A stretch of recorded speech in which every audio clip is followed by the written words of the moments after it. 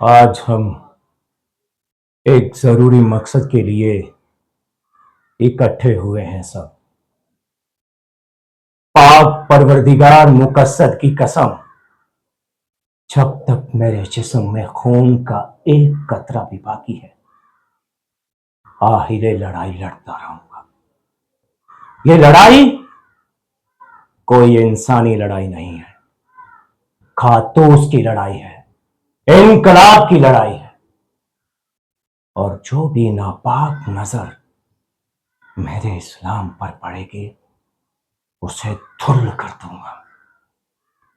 तभी मेरे इस्लाम का परचम लहराता रहेगा, लहराता रहेगा। या अल्लाह, आमीन, आमीन।